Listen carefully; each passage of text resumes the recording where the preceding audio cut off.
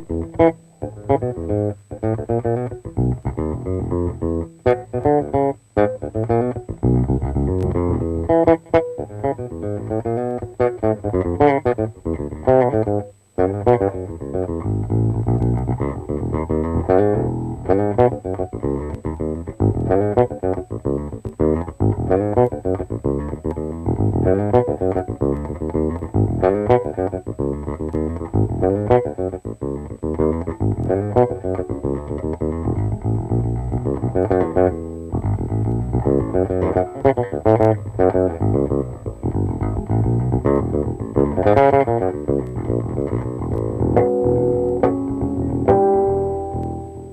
you feel today, Jaco? Okay, Jerry. All right.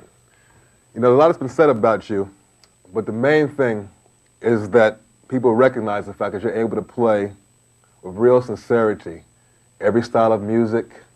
Not only every style, but you can play all parts of a given piece at the same time on this one instrument, the bass. Now, because of this, a lot of people have gone crazy trying to duplicate what you do. People have become great fans of the bass and given it quite a bit of attention. How do you feel about that? Give me a gig, you know.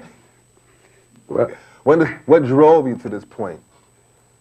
Well, I was told, you know, like at a very young age to learn.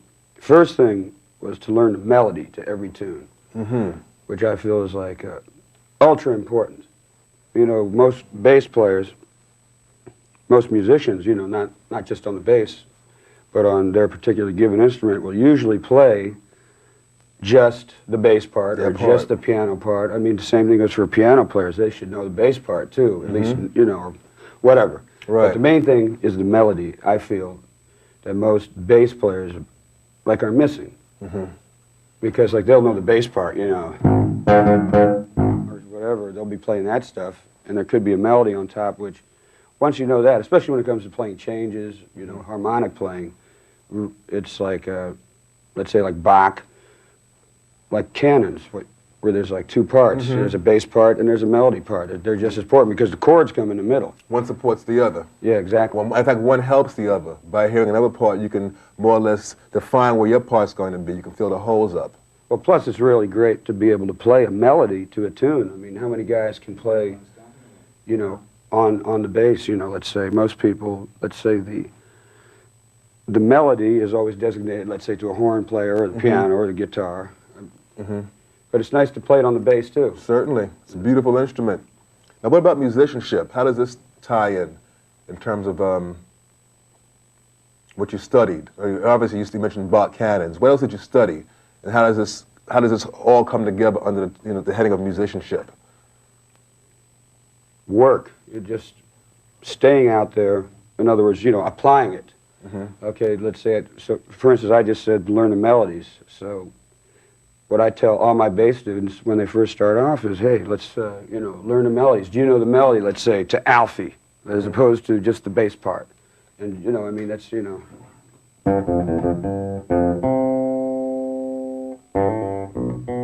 Right. You know, etc. Yeah, that gives you the feeling of the song. Yeah, because then it. Plus, it's the most melodic way for a bass player to learn how to play melodic bass lines is by, you know, playing melodically within the bass. Was there anything else you studied other than Bach? I know you spent a lot of time studying Bach. Well, I got into that a little later. What I first started studying was, you know, let me see.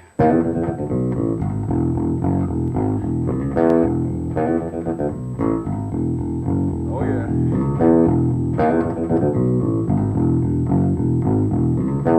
Got into the funk. What was on the radio. Yeah. That's what I first started playing. Like, for instance, that was Funky Broadway, the bass line, you know, Wilson Pickett's Funky Broadway. So Tommy Cogbill. Exactly, it's Tommy Cogbill.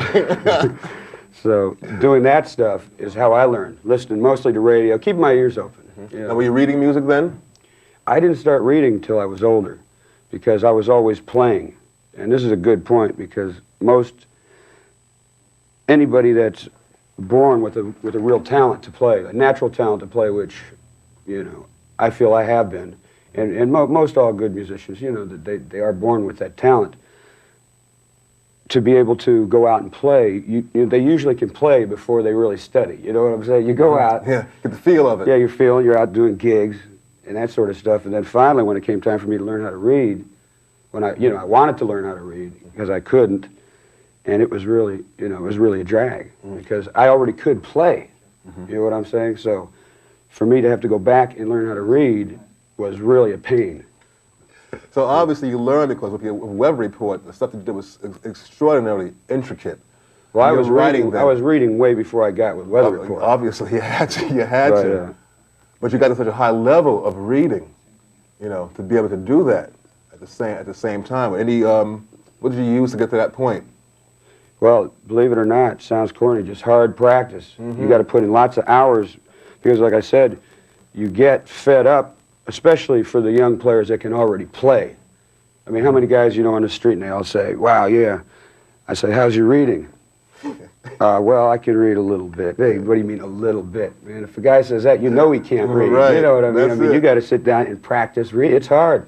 I mean, I used to spend hours a day just with any book I could get a hold of. Treble clef, any clef, bass clef, of course, but just any type of music I could get my hands on just to get in it. How'd you get into playing the bass? I know you played drums earlier. Can you tell us that story? Well, I was in a band called the Los Olas Brass. It was like a funk rock band, play rock roll, a lot of rhythm and blues. All the hits, Aretha, from everything from the Tijuana Brass to the big, soul hits of the day. That's basically what we were doing. Had like 6 horns and 3 rhythm. I was playing drums and I had broken my wrist very bad playing football. And the bass player in the band, he wanted to split. So I just went to the bass. I went from drums over to bass, that was it. I was playing the bass within a week. Wow. And the fretless bass? The fretless, I took the frets out of my bass. After I was, because I was like getting into jazz a lot and I wanted to have that upright sound, So I had an upright, the upright.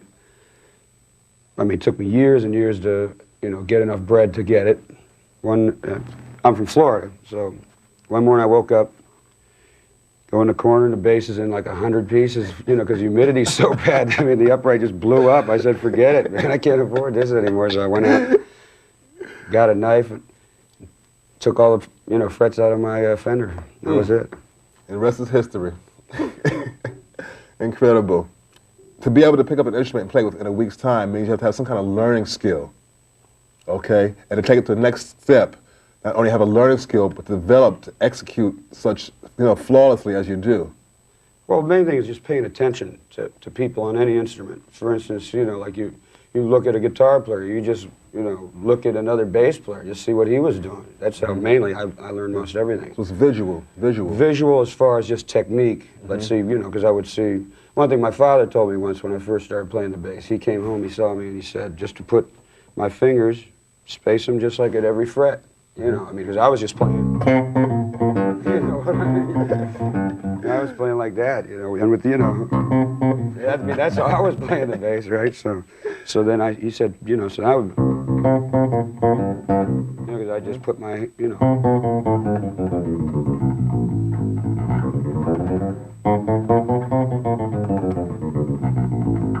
Okay, so that's like spacing your fingers just by the fret. Is as big of a thing that you could do, and alternate your fingers accordingly. I mean, it's just very basic. Well, it certainly has worked. Now, as far as getting into little details of this aspect, this left-hand spacing, okay. But what about the what other aspects of the left hand? Because your intonation is, you have, to play fretless bass. First of all, intonation has to be right on it. Well, one thing, for instance, right now I'm using a fretted bass. How I got my intonation on the fretless is by, first of all, I never practiced the fretless ever because the strings would always eat the neck up. So I would only play it on gigs. But see, when I would practice with the fretted bass, it's harder actually to play a fretted bass than a fretless because of the fret noise. So I would but I would play it, you play exactly on the fretted bass where you do on the fretless. You just play, I mean, you can play here in the middle, it doesn't matter because the tone's going to come out. But and that's where you get the best sound also on a fretted bass. I mean, if you want to get into Clearer. it. Clearer, exactly. So when you go to fretless, and seeing that I had taken my frets out, you know, I had little, the marks were still there with because I put Duratite, some sort of wood putty in there, right? So you could see that, which helped too, you know, because, you know, the fretless, or Fender bass, excuse me, you know, it's got such a long neck. Like on an upright, you got position. You just go this far, and you're in the thumb position. You know, you can feel the neck. Right. I mean, you got to go about this far. You know, I mean, that's a long way. You got feels the same. You got to look at the neck if you're making big jumps. So, you know, that helped a lot, having the fret markers. You know, where the holes were filled in, and then practicing scales. You know, just straight scales, gets your hand in shape, so that once you start off someplace, you know, once you get on the first note, you can go for a long time without having to, you know, check yourself out if you're playing in position. You know what I mean? What about this twilight zone area up here, where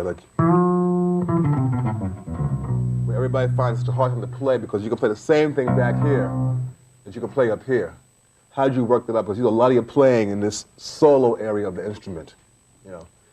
Well, different ways of doing scales. For instance, if you just go.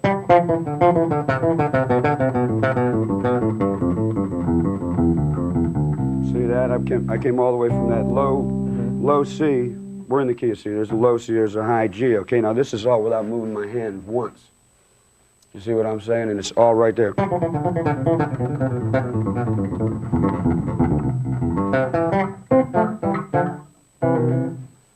You know what I'm saying? All in one position. Okay, then there's other ways. See, because most bass players, for instance, this is something that I've been doing the last few years.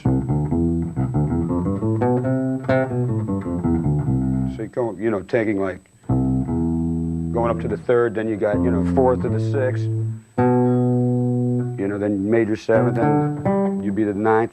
By that time, you'd be up to the 12th already. You know what I mean? It's like, that's very convenient as opposed to, you know, what you usually would learn.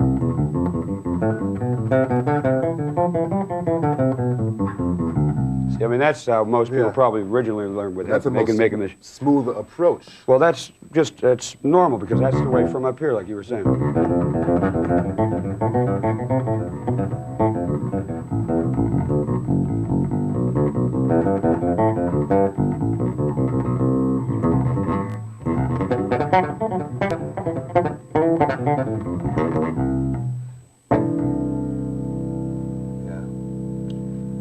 Playing on less strings, yeah, that makes a big difference. And to have skipping, you know, skipping from string to string, like good exercises are like sixes. Most people don't practice sixes. Like, you see what I'm saying? Where you're alternating a string before you're even going anywhere else. You're already jumping. How about your endurance? You have incredible endurance. That's just from years and years of gigging. That's all. I mean, I used to play 8 sets a night every night when I was a kid, you know, for a year at a time without a night off, that sort of stuff. That's just playing a lot. You playing in R&B bands then a lot then? Yeah, just playing like rhythm and blues all night. Because I never really had to practice all that much for this endurance because I had it from playing so much. Like in fact, I do most of my practicing without even an instrument, just thinking it. Because my chops, you know, from so many years of playing. Well, that's where your musicianship really comes to the fore. Yeah, well, to do that. I'm just lucky enough to have, you know, grown up in an era when rhythm and blues was really at its forte. I mean, that's when you were doing most of your stuff, like with Atlantic and everything. And that's people, the style of music that people were into when I was growing up. So there were lots of dance gigs, you know, playing R&B and funk, and then sneak some jazz in on the side, whatever, you know what I mean.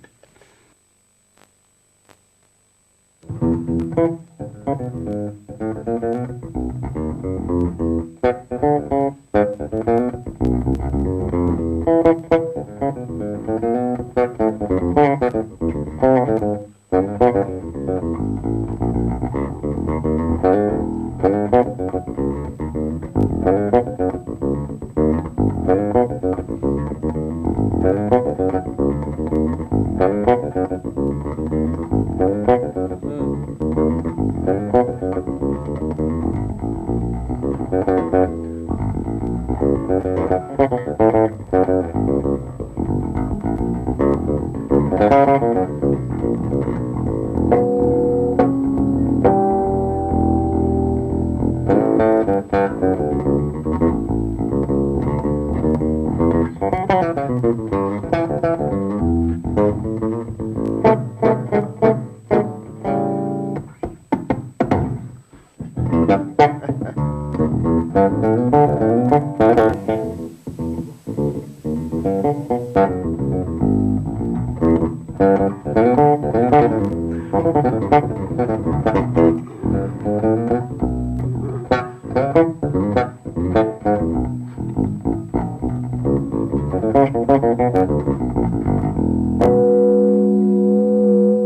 yeah.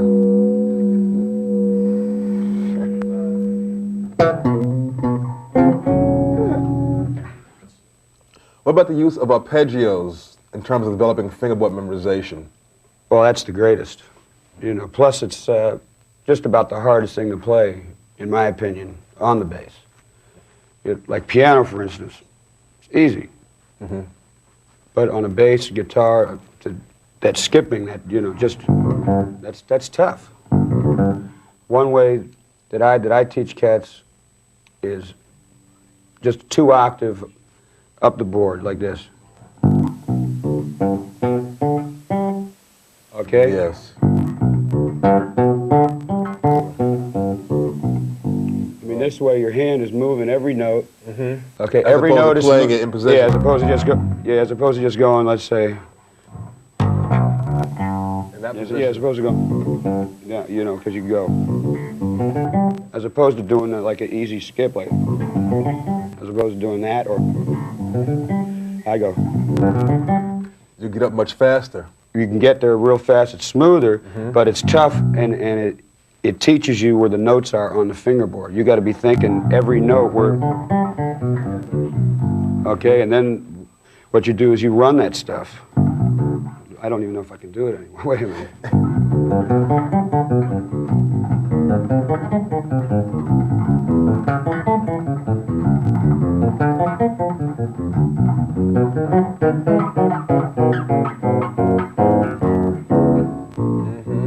Now, double stops is another thing I find is really helps you learn the fingerboard also. Well, because you have to think 2 notes at a time all the time. Multi-stops. Yeah.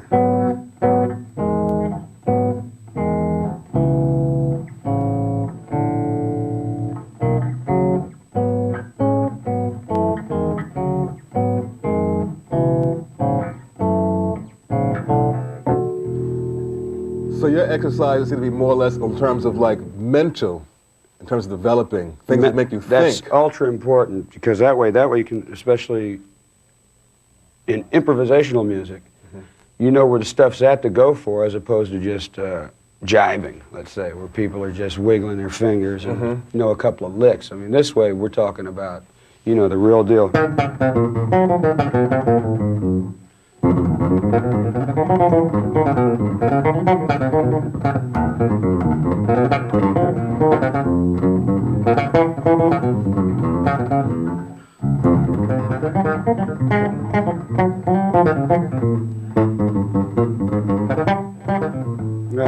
Yeah.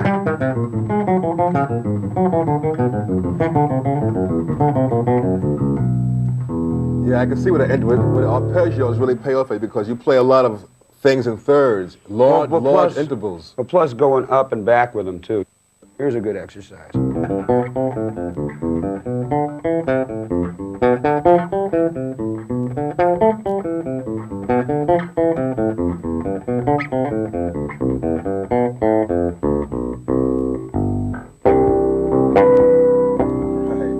You know, so what I'm saying is, now all I did was go up in a major, you know, let's say a 7th, well, what would you just call it, a chord? It's a arpeggio, a major 7th arpeggio, so it'd just be, let's say, because I'm doing everything in C now. So it would be C major, D minor 7, E minor 7. Come down F. F, you know, and then you go up on a G7, right? Then you come down on the A minor, up on what actually would be like, what do you call it, the dominant 7th chord, G7 without the G in it. See, you're using a diatonic use of the scale, playing the chords, but you're using it in a very musical way instead of going up, you know. Oh yeah, not making it a practice. Make it actually, you know, make like, it musical. Exactly, that's very important. And it reflects in your playing also. Well, I always try to be musical. Yeah, but, well, you know, sometimes it does. I hope not all the time. You know, but I mean, there's things to practice. You know.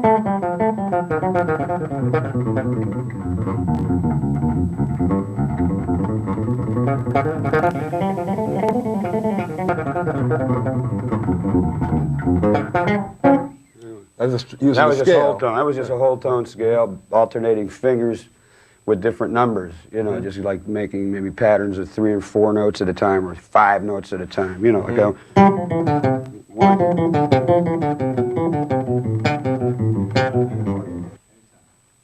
I noticed that while you're playing, you vary your left hand position and technique. Can you explain a little bit of that? Well, lots of times it's got to do with just a tone I'm going for. Sometimes I'll like bend strings, which you got to, you know, like a guitarist, and sometimes you know, depending on, especially on the fretlets, let's say, sometimes I got different ways of just getting different tones out of my vibrato, you know, and when it's, and most of all, it's just whatever's comfortable. Tell you the truth, you know, you know, because sometimes you'll be playing, you know, you change your hands to get, that would actually have something to do with the, what'd you say, my endurance even, you know what I mean? Like sometimes you just change your hands to get it different, so, you know, like so your left shoulder ain't breaking halfway through. Change the muscles up. Yeah, exactly, so that's got a lot to do with it, just part of the endurance.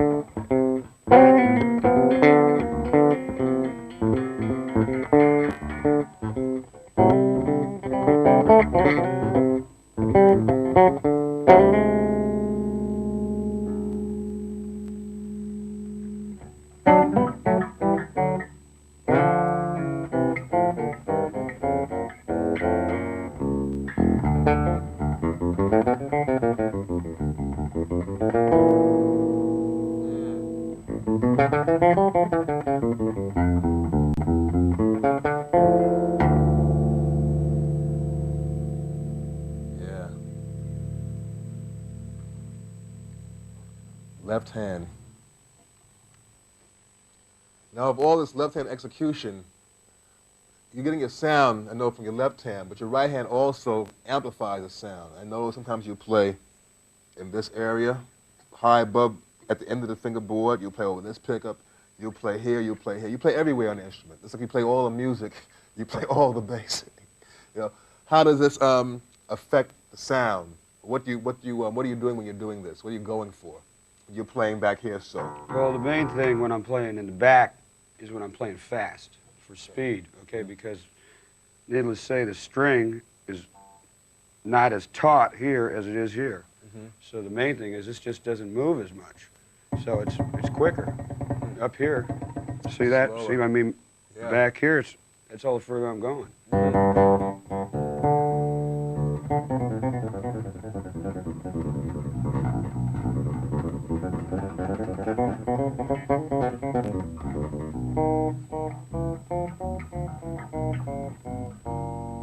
Use your thumb too, you know, for double stops a lot. I use my thumb.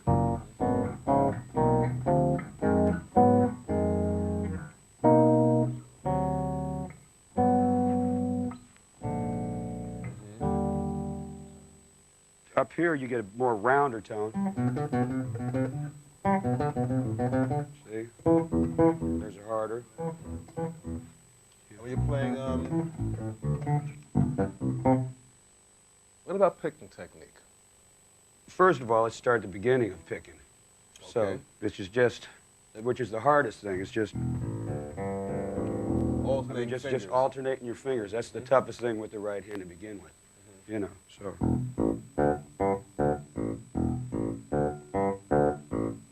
That alone is as hard as anything you'll ever have to play on the bass, and then doing it with the other fingers too, which I can't even do. Opposite. Yeah, and then like, I see how that, I'm coming back right then, I just rake them coming back. When you rake something, if you want to rake the string, in other words, then you're gonna have to mute it down here. You know what I'm saying? Exactly. Left hand. Otherwise, it's just gonna be, you know, it's easier when you're picking something, because, The hand is already there. yeah, so to what you mute. do is you just lightly, you know, after you pick each note, you just take the finger off on your left hand, and then it's short, you know, because otherwise you just have, you know. You don't want that. Exactly. You don't want that. So then what I do is just, that's where like scales come in, just over and over.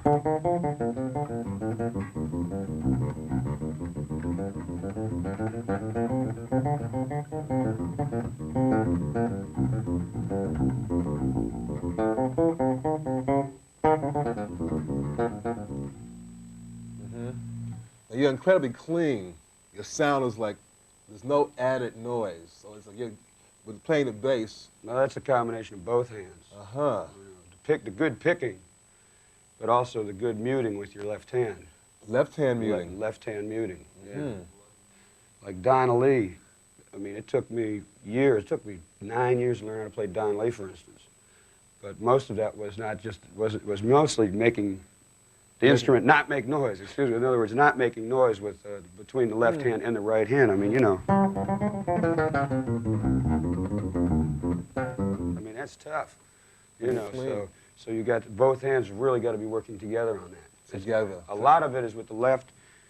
I only pick with these two fingers. These other ones are always like muting somehow. Like they'll be sitting here. You see what I'm saying? Like when I'm playing, these will be sitting here, usually like this, something like this, to prevent your right hand from making the noise down here. That helps here.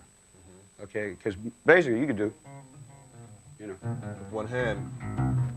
You know, anybody, but now you heard the noise that I was just getting. Exactly. So, you know. So the right hand helps you mute that. Exactly. It's basically just laying it down, is all it is.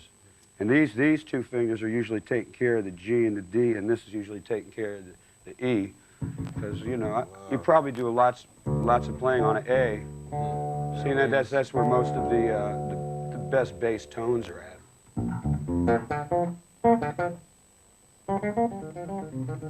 Right.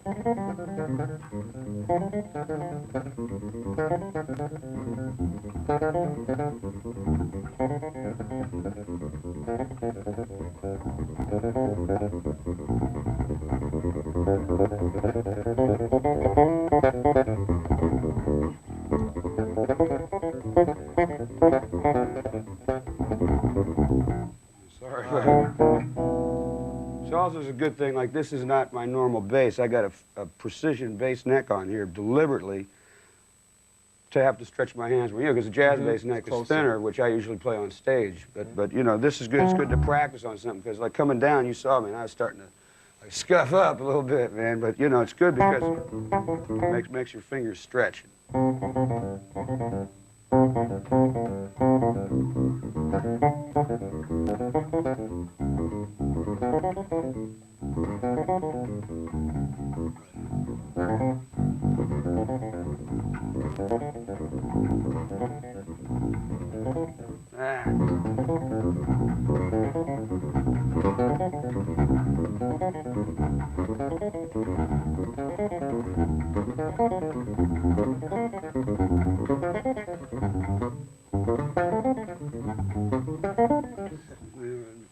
Anyway, Playing that pattern. Now you're playing a 6-note pattern there. all I'm doing, I was just playing, I think I started on a G. G minor, 12th, I don't know, what 9th, 10th, yeah.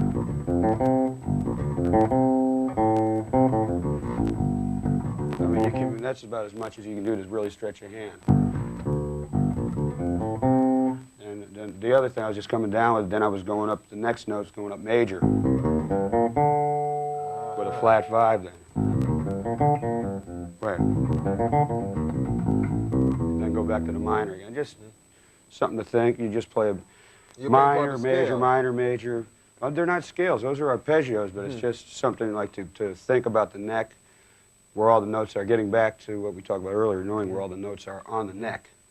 You know, like my father said to me once, he said, Jaco, look, I'm going to come back in a year. He was on the road, he says, and I want you to know where every note is on the neck. You know, if I say I want a C sharp on your G string, a high one, you better know where it is, you know. And when he came back the next year, I knew it. You know, because I know cats that can really play, and they don't even know where the notes are still. Yeah, you know. So your father's a musician also? Yeah, he's a drummer and a singer. All right. Terrific.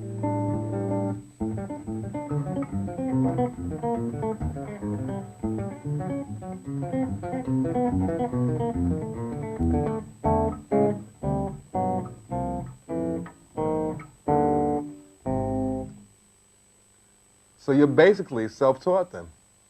Formally self-taught. Formally self-taught. Thank you. What about rhythm? I noticed, like I mentioned before, you were playing a 6-note pattern. And I was able to tell between playing a 6-note pattern, a 5-note pattern, a 4-note pattern. Do you feel this is part of your fast development, having a good feeling and knowledge of rhythm? Well, rhythm is the whole deal, you know. Thank you. So, you know, like I always say, women in rhythm section first, you know. So, you know, just play with the drummer. That's the thing, you know. I feel that the bass player, not being prejudiced or nothing, I feel that we have the most important role in a band because we have the harmony and the rhythm, you know. And sometimes the melody. And the melody too, but mainly the harmony and the rhythm we got, because whatever note we play on the bottom is going to change any chord up, you know. And rhythmically we're pushing, you know, or laying back, whatever. So you say play with the drummer. That's what I really look forward to doing. That's what I have the best time doing.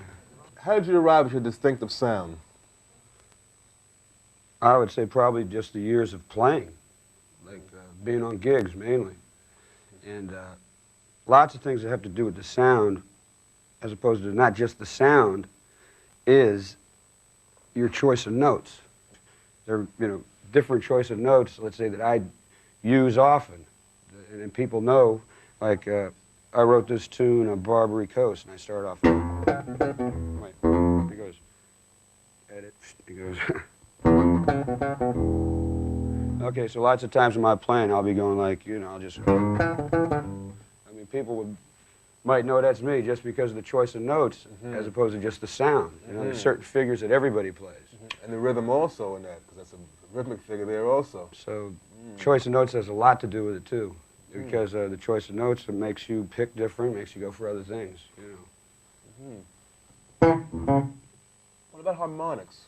That's something that you pioneered. I mean, instruments have had harmonics on them forever, but you have like almost as if you went into a mine and, you know, gotten gold out of something that wasn't there before.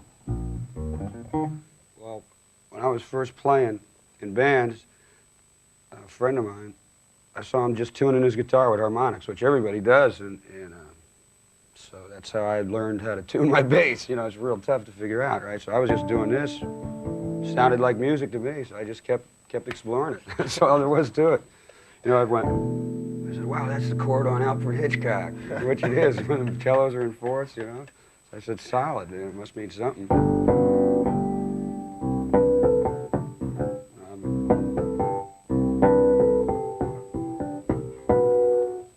Wow, there it is. I told you I haven't done it in years.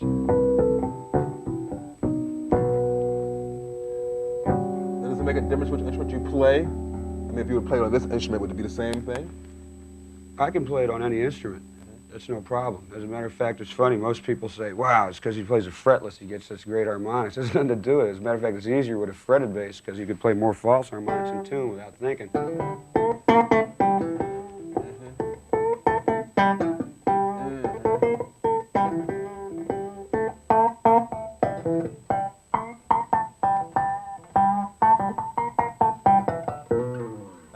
How is that false harmonic achieved? I do it with my thumb. It's the same thing as open string, see? In other words, okay, so if you play any note, all you have to do is make as if you're playing an open string. I mean, that's how I thought to start doing that with the false harmonic. So let's say if I'm playing an A, just separate it in half. There it is, perfect.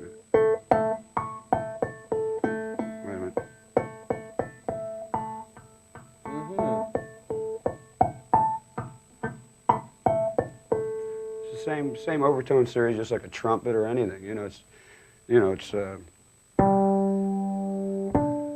basics. There's your octave, and then it just keeps going up. It's got the seventh in it. It's a basic overtone series. It's no mystery. It's just I pick it with like guitarists, for instance. They go like this, something.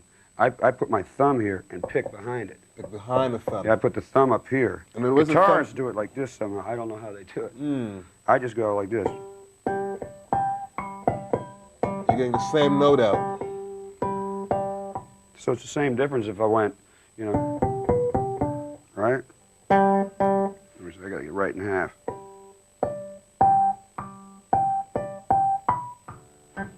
See what I'm saying? So the thumb becomes the open string? Is that what happens? The thumb? No, this becomes your left hand. The left hand becomes the open string? This becomes what this finger would be over here. Your thumb is doing... The thumb takes the place of the left hand finger. Yeah, and then you just happen to be picking right behind it, like... So then... So, like, what I used to do... Well, what I used to do is...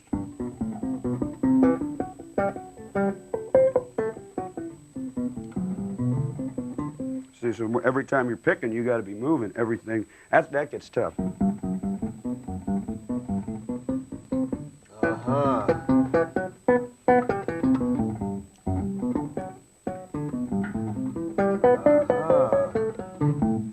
See what I'm saying? You have to make sure that you're picking. That's the hardest thing. You got to be moving. I mean, that much, yeah. Hand. In Portrait of Tracy on your first solo album, you used harmonics exclusively. Could you play a little bit of that for us? Okay. I haven't played this in years. I don't really remember it. But no excuses. Hey, wait a minute. This ain't an excuse. It's a fact.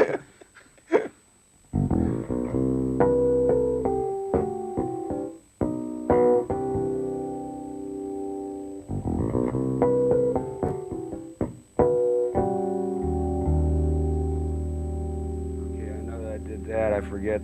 There's a little segment in the middle, but it's easy. Like, let me see how I go. I know it.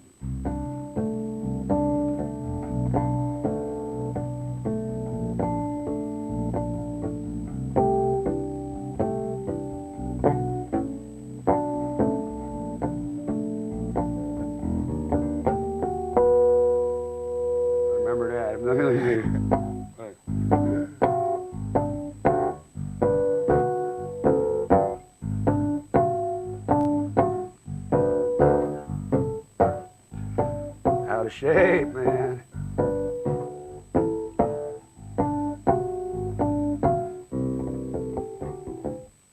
forget what I do then. Something.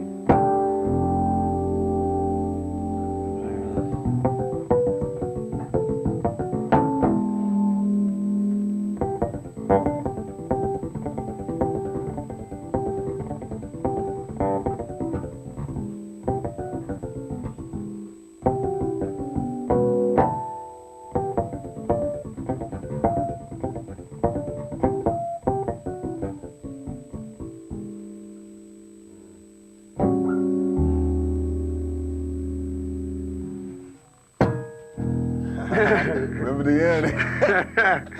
The beginning Everybody and the thought end. that was overdone. That's for real, man. Yeah, man. You're definitely That's for real. tough. See, I did the same thing I was talking about up here with F sharp, a B, and an E here. Got the E in the bass, then I went up to the third, just as if I went to the B of the G in the open string, right? And just, so I got, you know, G sharp, then I got D sharp, then I got A sharp. So I got like a flat 5, major 7 flat 5, or E major 7 flat 5.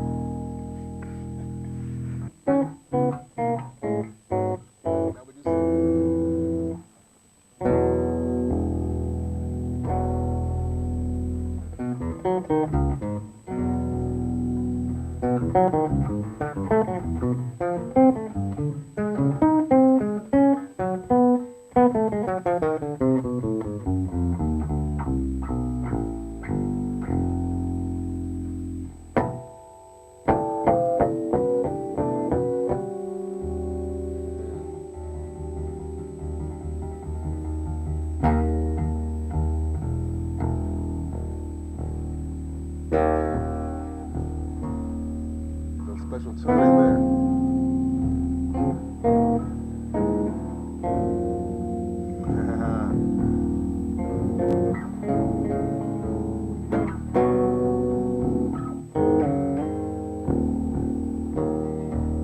Yeah.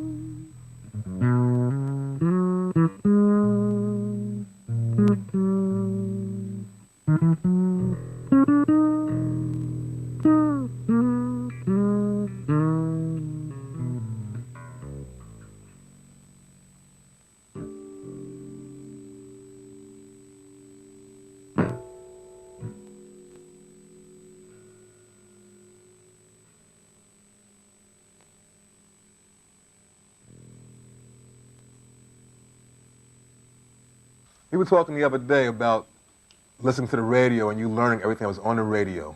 Out of all the music you listen to, which music you would influence more by, and what particular players, if any, that you might have come across?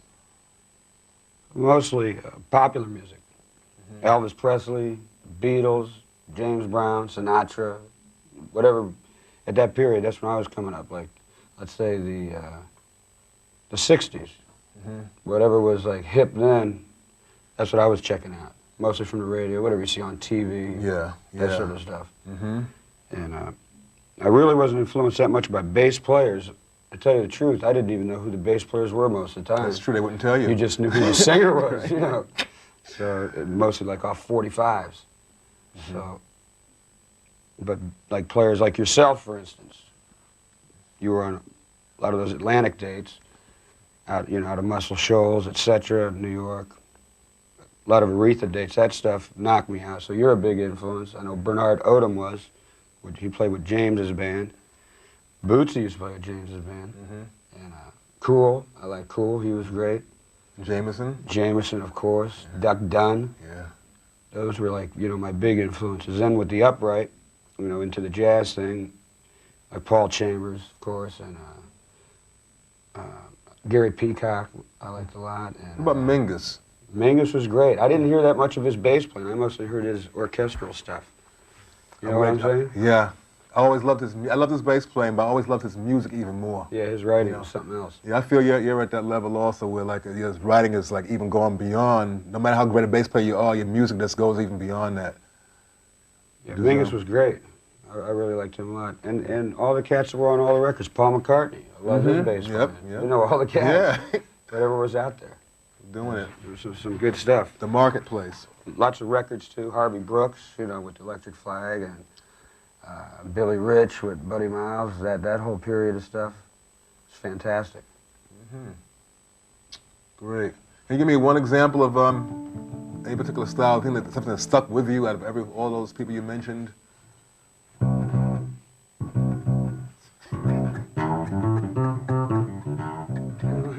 Enough said. Okay.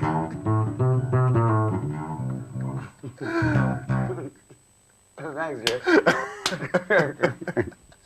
No, okay. That's Jerry's bass part with B.B. King. What tune was that on? Could have been one about 4 or 5. That was a Live and Well album. Yeah, on Live and Well. One of those Live and Well, one of those pieces.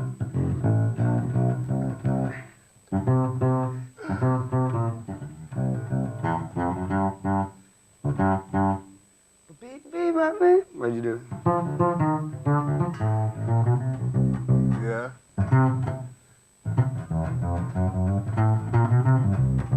Okay. It was about something like that. Plays it better than I do.